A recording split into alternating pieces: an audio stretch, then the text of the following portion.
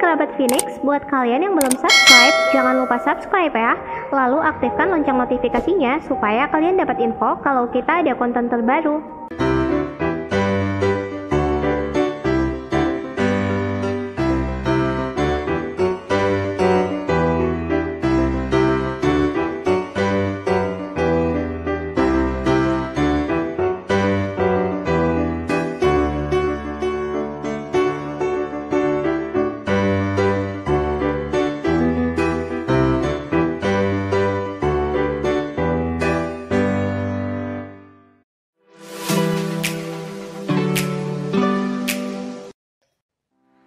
Halo kerabat Phoenix, bagaimana kabar kalian? Semoga kalian senantiasa dalam keadaan sehat dan diberikan kelancaran dalam melakukan aktivitasnya.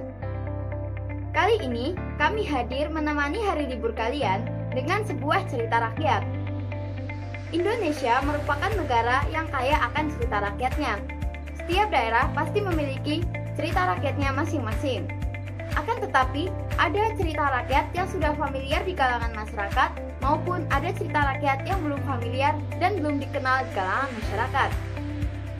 Salah satunya adalah cerita rakyat dari Kepulauan Riau ini. Penasaran kan dengan ceritanya? Langsung simak sampai habis ya kerabat Phoenix.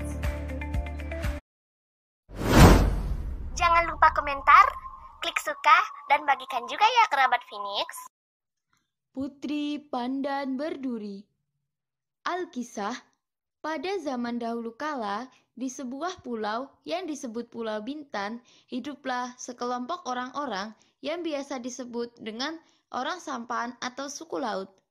Mereka dipimpin oleh pemimpin mereka yang gagah perkasa bernama Batin Lagoi. Untuk masuk ke kawasan itu, harus melewati sebuah betung yang ditumbuhi semak belukar nan rimbun. Pada suatu hari, saat Batin Lagoi melewati pantai, tengah berjalan santai, sekonyong-konyong terdengar suara tangisan bayi dari arah semak pandan. Tentu saja, Batin Lagoi pun sangat terkejut dibuatnya. Lantas, dengan hati-hati, ditebasnya semak belukar itu. Tak lama kemudian, Batin Lagoi pun menemukan apa yang dicarinya.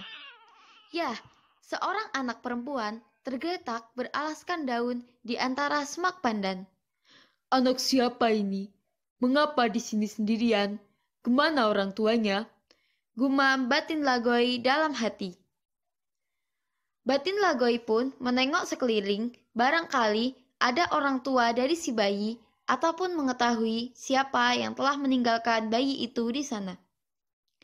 Setelah lama menunggu, namun alhasil nihil, tak ada siapa-siapa di sana. Lantaran tidak memiliki anak, Batin Lagoi pun memutuskan untuk membawa pulang bayi itu dan mengangkatnya sebagai anaknya. Batin Lagoi menamai anak yang ditemukannya itu Putri Pandan Berduri. Batin Lagoi membesarkan Putri Pandan Berduri dengan penuh kasih sayang. Ia juga memanjakan Putri Pandan Berduri bak Putri Raja. Tak lupa menanamkan sifat budi pekerti nan luhur kepada Putri Pandan Berduri. Alhasil, Putri Pandan Berduri tumbuh menjadi gadis yang sangat cantik, tuturnya halus, bahasanya pun lembut. Singkat cerita, sifatnya mencerminkan seorang putri raja sejati. Oleh karena itu, kecantikan dan kebaikan yang dimiliki Putri Pandan Berduri banyak menarik perhatian para pemuda di Pulau Bintan. Akan tetapi, tak satu pun di antara mereka yang berani meminangnya, karena sang raja berharap anaknya mendapatkan suami seorang anak raja. Dalam pada itu, di tempat lain, tepatnya di Pulau Galang, hiduplah seorang raja yang memiliki 2 orang putra. Putra sulungnya bernama Julela, sedangkan putra bungsunya bernama Jenang Perkasa. Sejak kecil, keduanya selalu diajarkan untuk saling menghormati dan saling menyayangi. Akan tetapi, semua itu berubah tatkala mereka beranjak dewasa. Terlebih saat sang raja mengumumkan bahwa Julela akan menjadi batin di Pulau Galang. Julela pun menjadi sombong, pun tak lagi peduli terhadap adiknya. Semakin lama, hubungan Julela dan Jenang Perkasa menjadi semakin renggang. Dari hari ke hari, kesombongan Julela semakin menjadi-jadi. Dia juga sering menghina dan memusuhi adiknya tanpa suatu alasan yang jelas. Hei jenang bodoh, suatu hari aku akan menjadi batin di pulau ini, dan kau harus patuh pada perintahku. Jika tidak, aku akan mengusirmu dari sini, kata Julela dengan pongah. Jenang Perkasa pun menjadi sangat sedih mendengar ucapan kakaknya. Lantas, itulah yang mendorong Jenang Perkasa untuk diam-diam meninggalkan Pulau Galang pada keesokan harinya. Setelah hampir sebulan mengarungi lautan, akhirnya sampailah Jenang Perkasa ke Pulau Bintan. Di sana, ia memulai hidup baru sebagai orang biasa. Tidak sekalipun ia mengungkit identitas dirinya sebagai anak raja. Kendati begitu, tuturnya lembut kepada siapapun yang ia ajak bicara atau mengajaknya bicara. Tidak butuh waktu lama, ia pun mendapat tempat yang baik di hati orang-orang Bintan, terutama sang raja. Batin Lagoi sangat mengagungi kebaikan dan kelembutan dari Jenang Perkasa. Suatu hari, Batin Lagoi mengadakan makan bersama dengan orang-orang suku Sampan. Jenang Perkasa juga ikut menghadiri acara tersebut karena ia mendapatkan undangan. Satu hal yang tidak Jenang Perkasa ketahui ialah ada sepasang mata yang diam-diam mengamatinya dari semenjak ia datang ke Pulau Bintan. Pemilik mata itu ialah sang Batin Lagoi. Usai perjamuan, Batin Lagoi pun menghampiri Jenang Perkasa. Wahai Jenang Perkasa, aku terkesan dengan kebaikan dan keelokan budi pekertimu. Apakah engkau bersedia kunikahkan dengan putri sematawayangku Pandan Berduri? Rupanya, Batin Lagoi telah melupakan keinginannya untuk menikahkan putrinya dengan anak seorang raja, karena ia tidak mengetahui bahwa Jenang Perkasa adalah anak bungsu seorang raja. Dengan senang hati, saya bersedia menikahi putri tuan, jawab Jenang Perkasa dengan lembut tetapi menyiratkan kemantapan hati. Seminggu kemudian, pernikahan Jenang Perkasa dan Putri Pandan Berduri dilaksanakan dengan sangat meriah.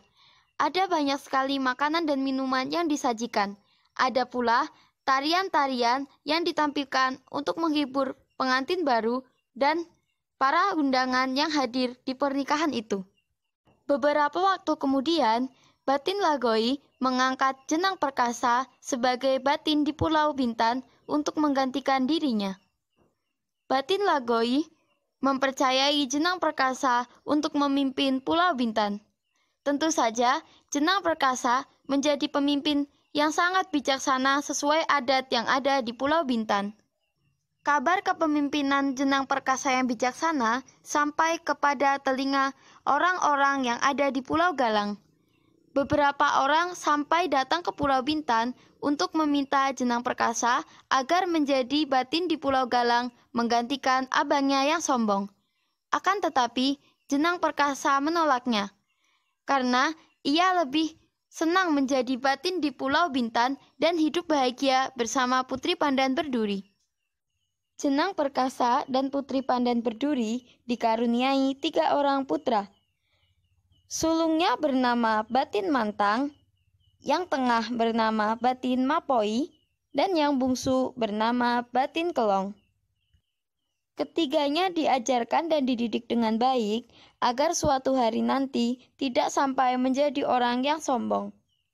Besar harapan Jenang Perkasa agar ketiga putranya menjadi pemimpin suku yang baik dan bijaksana. Maka ketiganya diadatkan dengan adat suku laut, lalu dinamakan dengan adat kesukuan. Setelah dewasa, putra-putranya memimpin suku masing-masing. Batin Mantang bersama sukunya hijrah ke bagian utara Pulau Bintan. Batin Mapoi bersama sukunya ke bagian barat, dan Batin Kelong bersama sukunya ke bagian timur Pulau Bintan. Ketiga suku itulah yang menjadi suku termasyhur dan terkenal di Pulau Bintan. Tak lama kemudian, Jenang Perkasa pun meninggal dunia, lalu disusul dengan Putri Pandan Berduri. Meskipun keduanya telah tiada, namun mereka tetap dikenang, sebab dari merekalah lahir persukuan di Teluk Bintan. Sampai sekarang, suku laut atau suku sampan ini masih sering kali ditemukan berdiam di perairan Pulau Bintan. Tamat.